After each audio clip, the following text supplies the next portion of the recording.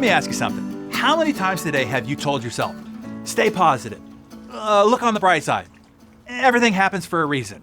And how's that really working for you? Be honest now. I mean, really honest. Here's what's disturbing. The more positive people try to be, the more anxious they become, and the less resilient they actually are. You're thinking, huh?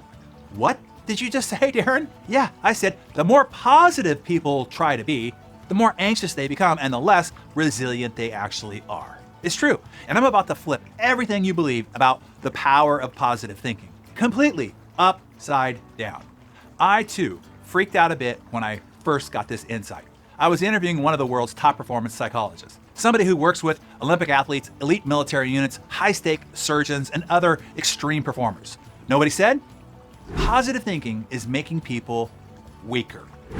Weaker? What? I nearly fell off my chair. He smiled and continued, see, most people think that they must be constantly upbeat, relentlessly optimistic, always good vibes only. But that's not strength at all. The truth is, it's actually toxic, dangerously toxic, he added. He continued, while everybody's forcing positivity, the truly resilient people are doing something entirely different. And here's where it gets fascinating. Research from Stanford revealed the big twist. In a study of 10,000 high performers, 83% of top achievers weren't the most positive. Yeah, you heard that right. So what were they then? Great question. They were the most realistic. The most mentally tough people aren't the most positive. They're the most realistic. Think about it. While you're pushing away negative thoughts, forcing yourself to think happy, plastering that fake smile on, while you're pretending everything's fine, hiding your real feelings, scrolling through toxic positivity quotes, while your competition is planning based on real market conditions, making decisions on actual data, taking action on true feedback, and converting market threats into opportunities. You might actually be weakening your mental strength, damaging your resilience, and sabotaging your success. Because here's what happens. When you reject negative emotions and pretend that everything is rose-colored, you lose early warning signs. And when you ignore problems, they grow in the dark. When you fake positivity, you forget how to handle reality. But when you embrace the full spectrum of emotions, when you accept both light and shadow, something powerful happens. Your resilience builds, your strength deepens, your power multiplies. Let me break this down into 3 steps to take, okay? Grab your Darren Daily Journal. This is going to change your trajectory. When you're looking at your goals, facing your day ahead, confronted with a challenging situation, number 1, start with a reality check. Like a CEO assessing market headwinds. Ask yourself, what's going on? What obstacles do you face? What pain will you need to endure?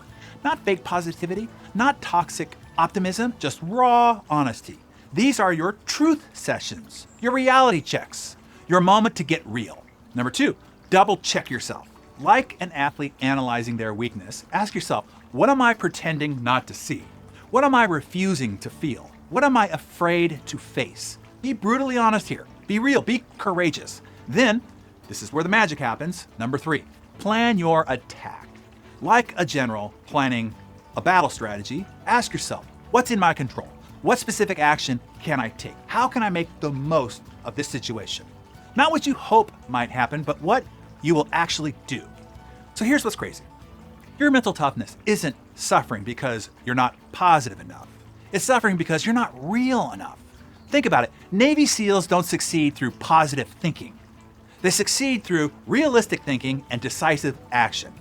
Top surgeons don't hope for the best.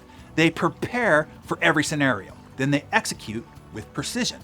And that psychologist, he doesn't teach positive thinking. He teaches strategic thinking.